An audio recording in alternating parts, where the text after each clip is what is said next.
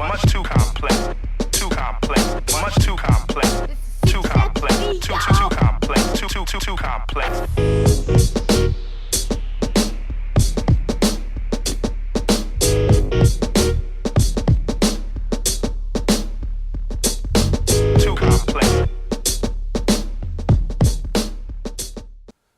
Good afternoon. My name is James K. Holder II. Some of you may know me as Sir James II. I'd like to welcome you back to Not on My Watch. If you're watching, today is Friday, March 23rd, 2018. And rather than go through with the traditional format, this episode is a little bit more challenging to do because there's been sort of a real density of death this week. So I'm doing a little something I want to call questions and condolences. So I'll start with the condolences. Rest in peace, Stephan Clark. Rest in peace, Marielle Franco. Rest in peace, Rita Owens. Rest in peace, Jalen Wiley. Now, those are just sort of the first four names I have down.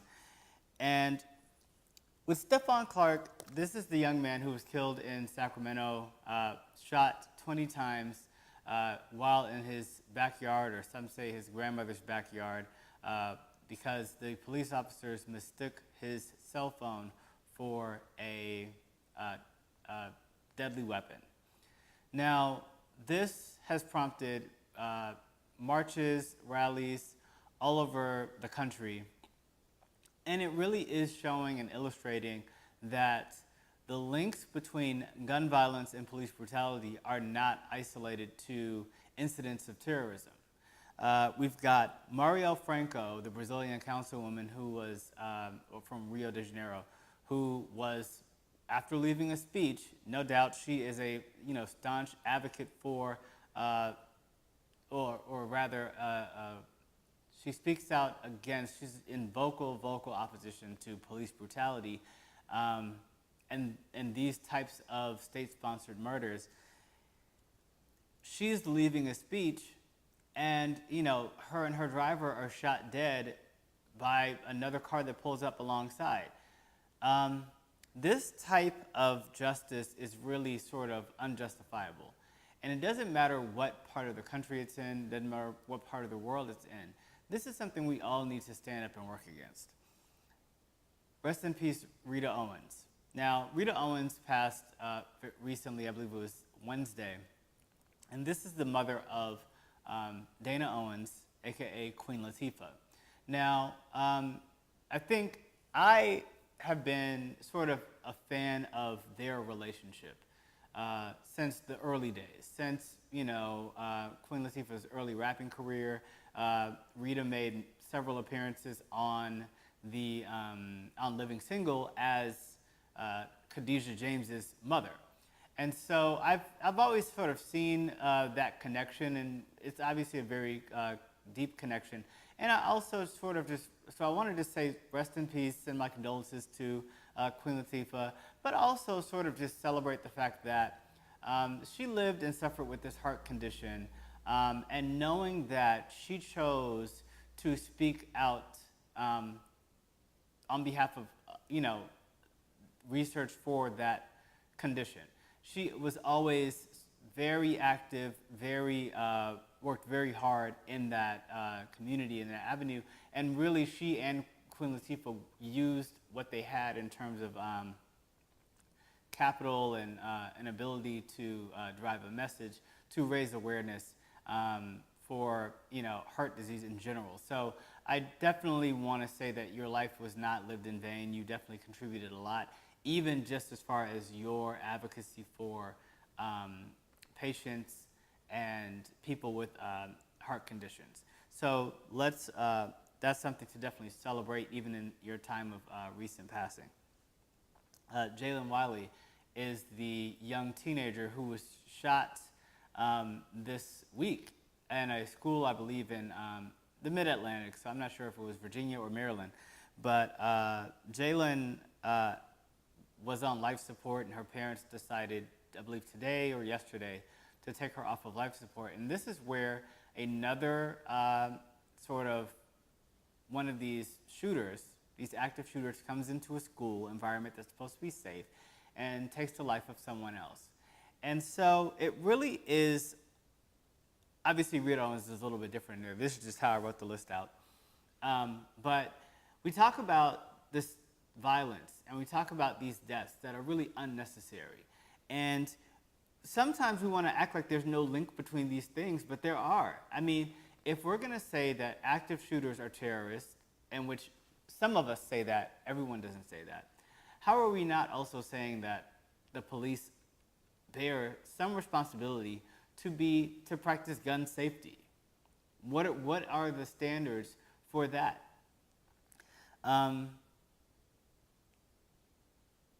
Marielle Franco, spent her life working against these types of occurrences, especially that in the case of Stephan Clark, and to see that her life was taken by bullets is really sort of disheartening. And yes, I apologize. That happened, I believe, 2 weeks ago on March 14th. I did not film an episode last week, but moving along. Rest in peace, Anthony Stephan House. Rest in peace, Draylon Mason. Now, these are two African-American men who were killed by the Austin bomber. Now, this is a case where it's still ongoing.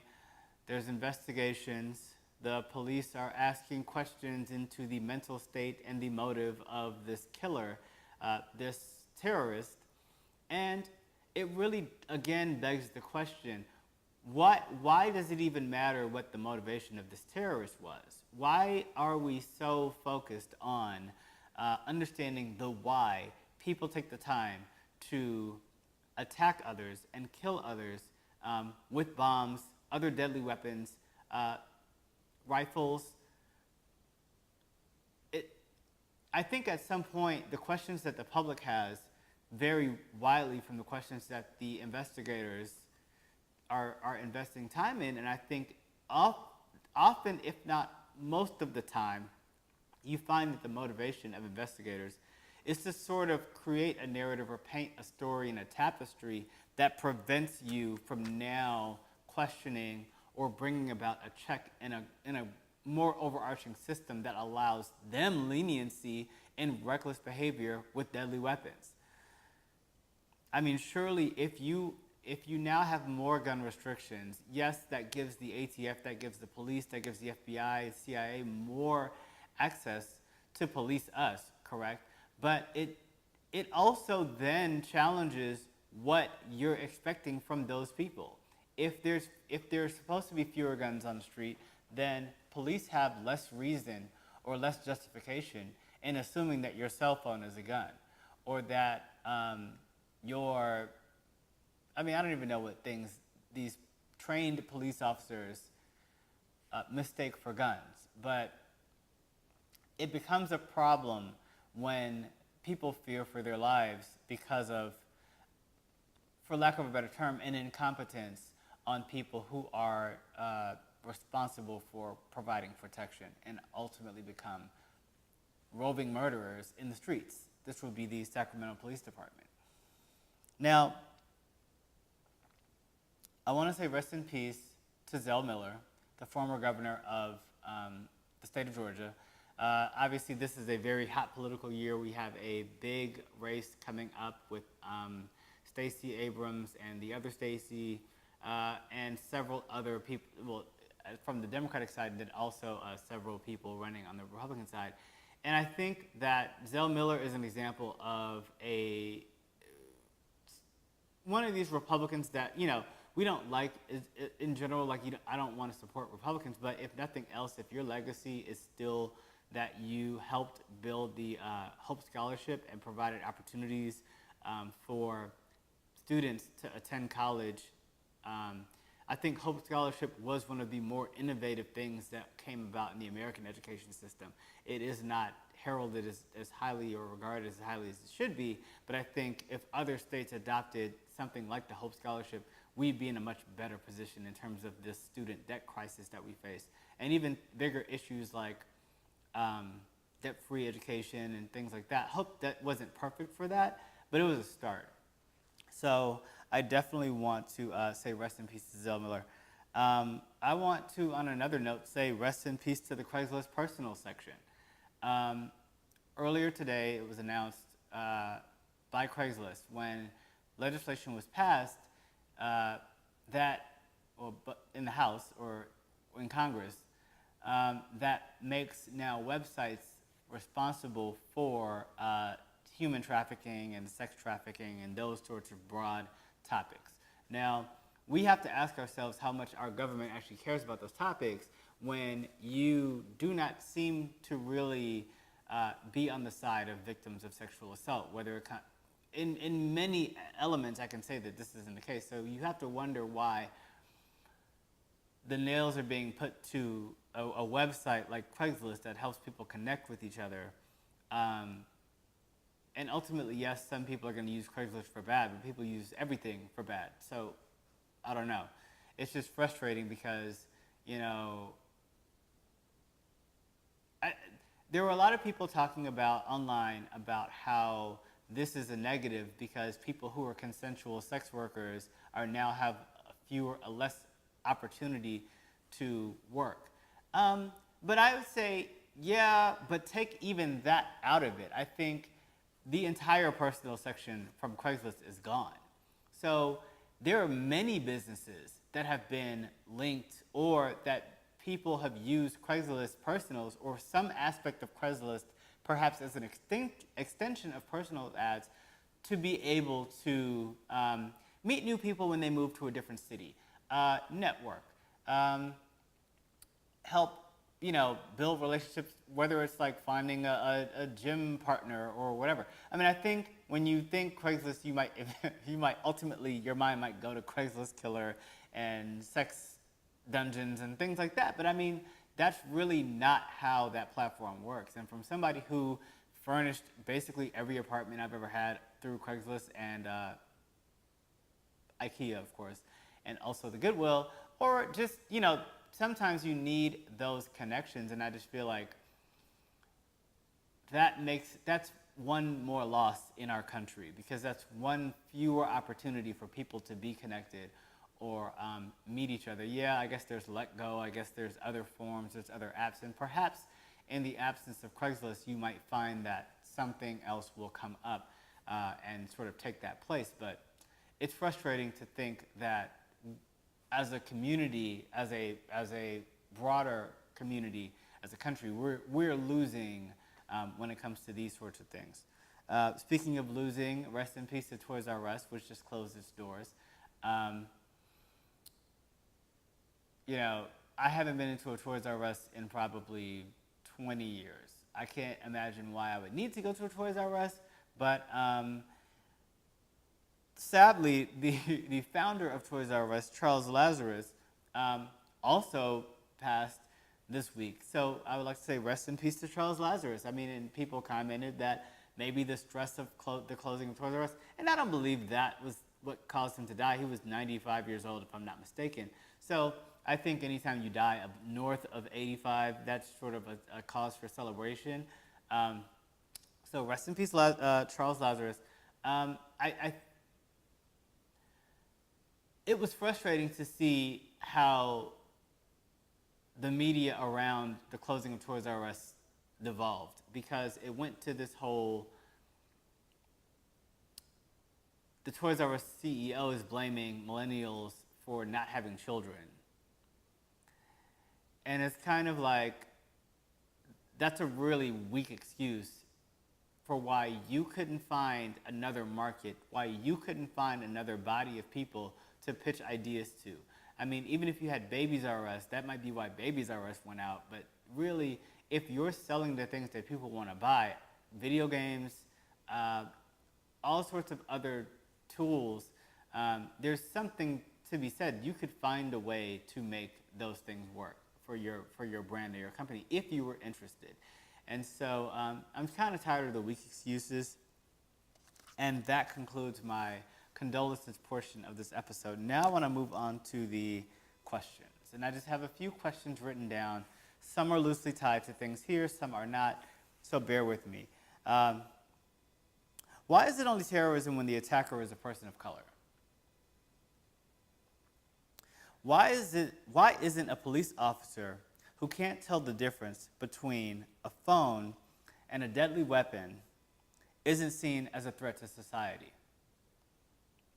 If police officers terrorize black people, how are they not seen as terrorists?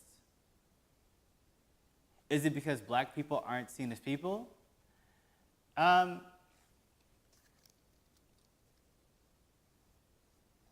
It's really challenging to take the dialogue seriously because it really wasn't even until 2015 that you might have gotten most Americans, even in the social sphere, woke white people and liberals and progressives, and even black people, to see that police brutality was a racist issue.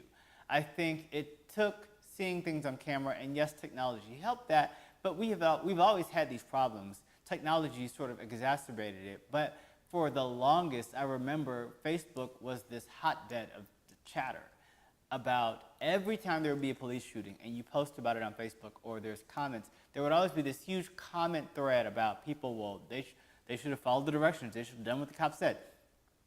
And it would take several years before that would happen enough to where people got so inundated with the occurrences that they realized, like, it's really not these people, it's not these individual interactions. There's something wrong with the police forces, there's something wrong with the policing, and maybe there's something wrong with the guns. Now, how do you resolve that? I think it's a long, complicated series of questions, but it all comes back to the fundamental premise that if you don't care about black people, if you don't care about black lives, if you don't care that black people face anxiety when they drive, when they go to vote, when they leave their homes in general, that we might be harassed by the police or other motorists, that we might be harassed by any citizen. I think when you don't see that as a part of the overarching black experience, then you're going to be numb to the fact that these are things that we have to deal with and face all of the time. And I just want to say, like, you know, if you have to, as a society, as members of a society, when it comes to being sympathetic to sex workers who were promoting their businesses on Craigslist, you might be less sympathetic to that than Jalen Wiley. Fine. But everyone on this list is a victim in some way. Every single person on this list. And you have to ask yourself, where do you have more sympathy for a Zell Miller than a Rita Owens? Or a Stephan Clark than a Charles Lazarus? Why? What have you been told? What have you learned that has made you think that Rita Owens is more deserving of sympathy, perhaps because she's a mother of a famous woman, because you like Queen Latifah, and Queen Latifah sort of transcends race in this miraculous way, maybe because she dedicated her life to public service and advocacy for people with heart conditions. And then you look at Stephan Clark, a father himself, whose life was cut extremely short and tragically, doing nothing wrong. Because why? Because there was some flaw in this policing, in the way that this race was targeted. Same thing with the bomber in Texas. Why is it that the media spent so little time making an issue of these bombs as they were attacking black and brown people and injuring people throughout the course of several weeks? Why is it that it wasn't until this bomber became a suicide bomber that now the media is interested? Now you're trying to piece together a story. Now you have questions about this. But really, when a few people were dying about this, when a few people were being injured by these bombs that we knew were linked, no one seemed to care. So is that delayed response going to be is that something that you're willing to take responsibility for? I mean, you'd have to ask yourself. That's not one of my written questions, but I'm just asking, like, where are we going with this stuff? Next questions. Why do old people blame millennials for everything? Why are we so manipulated? I mean, you look back at the 2016 election, every old white-haired geezer was on television talking about what millennials want. As a millennial, I was just like, y'all don't speak for me, and you're not listening to me. You've co-opted this term millennial into be something that is to describe white men of a lower demographic. And then, but it broadly paints the colorful changing and browning of our country. So in what ways are we saying that straight white men who fall into the age demographic of a millennial now speak for the increased numbers or represented numbers of openly LGBTQ people, people of color, immigrant families, whatever the case may be? Dreamers all fall into that category, or some fall into that category. Actually, I guess dreamers don't fall into the category of millennials. You have these situations where whiteness is allowed to come in and erase the need for empathy, erase the need for compassion on topics. And it muddles our dialogue so thoroughly and effectively that you end up having nothing to talk about. You end up having nothing that anyone who is on that side of mainstream media run by, of course, the old white-haired geezers, none of those people are interested in the perspectives of who's actually represented in that category of millennial. So it then becomes millennials do this, and we all get the blame for it. But really, when it comes to millennial voting, you were able to say that all millennials wanted Bernie Sanders. You ignored all the millennials who really just voted along with their parents and wanted Donald Trump anyway, because they were out there. And then you completely ignored people of color who, by and large, went and supported Hillary Clinton along with the rest of the nation. So you gotta ask yourself, where are we going with this stuff, and what are the lessons learned as these things are happening? This is gonna get kind of harsh. Y'all might want to change the channel after this. Why is a rich and famous white lady worth $60 million fundraising from small donors to mount a campaign against one of the most popular and powerful Democrats in Andrew Cuomo? Of course, I'm talking about Cynthia Nixon, aka Miranda Hobbs, who is running again, who announced this week that she is running for to be governor of the state of New York. Now, a lot of people are going to criticize Cynthia for this. I have a lot of reasons to criticize Cynthia. My issues, I know she's very well educated. I know she's very talented. I know she's very much a strong activist. I know she has a huge record on LGBTQ advocacy, women's advocacy, and those are all wonderful things to champion. The problem is that the problems that exist in New York go way beyond what she's saying now that she's running for and what the governor actually does. I think the governor of New York is a really, really powerful position. On top of just being a governor in general, I think it does require an understanding of some of the work under it. Because when you have people who are inexperienced in governance, whether they hadn't been a lieutenant governor before, you hadn't been a mayor before, you hadn't been a state senator before, you hadn't been a councilwoman, an alderwoman before, you hadn't been anything elected, there's some aspect of being a public servant that no matter what your position is, holding that position and being in a position of being responsible to people, I think is valuable experience on its own. I think once you're the governor and you're now the governor of a state that has, I don't know what the population of the state of New York is actually, but millions upon millions of people, one of the most populous states in the country, one of the most highest and wealthiest states in the country. I think I have to ask myself what the motivation of a person like this is. Cynthia, you're worth $60 million. Why aren't you at least partly self-funding your campaign? Why are you relying on small donors as if to almost just paint Cuomo as this corporate candidate? You've been backed by Sean King, who is a known sort of dirtbag leftist. I mean, and you embrace that support. Now, I'm not going to hold it against you, anyone who decides to support you. But when you embrace that, you take on all the culture that comes with that. I don't like that you brought up that one of Andrew Cuomo's, I guess, team or surrogate or somebody, you didn't mention them in name when you said that they used this homophobic slur against you or homophobic statements against you. And you almost used it to paint this idea that Andrew Cuomo is homophobic or somehow. And I just think that's sort of immature. It's reckless. And I think you have to take responsibility. If your sole experience is that you run on LGBT advocacy and marriage equality and these things, that's been your activism, you can't really be upset when people bring that into the discussion about what your experience is. Or that if that's how they're going to sum you up and incomplete and say that's all you bring to the table, that they might minimize that as an attack. I don't know that it's homophobic to say that she has limited experiences which focuses primarily on LGBT rights. And maybe that's not an accurate depiction of what your experience is.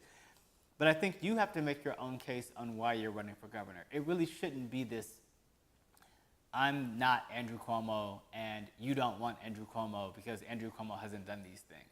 Yes, a race mounted against him can push him farther to the left. It can bring up certain issues. But I think going about it by raising money from people who are suffering in New York, claiming that you are the person for them, but you're the $60 million woman, I think is not really good. And maybe people will fall for it. Maybe it's not a trick. Who knows? We'll see. Good luck. Who's really voting for Cynthia Nixon? I think you're going to find that the people who vote for Cynthia Nixon are going to be white women. I think she's going to be the white women's candidate for a while. And I think that might hurt a little bit because who knows where that's going to land us. I don't know who's supporting this person. Cynthia Nixon did endorse Hillary Clinton in the 2016 election, but we don't know with what 2018 brings and also the culture of New York in general, how that's going to translate to moving forward in this gubernatorial race. So we'll see. I'll be more watching the Georgia race, not so much the New York race, but we will see where that goes. Do you need to be the governor of New York to fix the subway? I don't think so. Maybe you do. What do you mean fix? Now that's my question, because when I lived in New York, there was a lot of issues where you would see very plainly that people on certain sides of the tracks, to use that loosely, got much worse service. We got much more frequent, much more lazy repairs. When they were doing repairs, there was a lot less consideration for our schedules if you lived in Bed-Stuy, if you lived in Crown Heights. So the way that they would schedule the maintenance, and alternately, if your alternative is a shuttle bus, from High Street to Euclid Avenue. Maybe not High Street, but like from J Street Metrotech to Euclid Avenue, or Hoyt-Schemerhorn to Euclid Avenue on the AC. I mean, that's like nuts. That'll kill you no matter where you're trying to go. I mean, can you imagine? I remember seeing, anyway, we're not going to get into all of that. There's lots of cause for concern when it comes to the subway, but again, if you're this Manhattan candidate, I want to know that you really do care about the issues that impact riders in all the boroughs and also in the less desirable portions of the boroughs, like the concerns that we have had. I don't live there anymore. Why is Congress passing legislation to end consensual sex work and ignoring that the president broke campaign finance rules and slept with a sex worker for money? You can answer that question. I'm not really interested in the whole Stormy Daniels fiasco. I might watch the 60 Minutes interview when it airs on Sunday. I might not. Frankly, I couldn't care less about anything that Stormy Daniels has to say. I don't think that revelations of her relationship with Donald Trump are going to change anything in our current state of politics or Donald Trump's popularity with his base. So that's kind of where I am with Stormy Daniels. No knock on her, but I just don't know I don't know what she's bringing. The next thing I want to talk about is, why is it bad when Iran does it, but not when Russia does it? And I'll let you be the judge of that as well. Those were my questions, and those were my condolences. With that, I want to start with my thank yous, and this is all my thank yous to my friends of the show. This is anyone who has donated $1 or more to www.paypal.me/jkh2. I just thank you all for supporting, especially as I'm gearing up for new episodes of The Counter.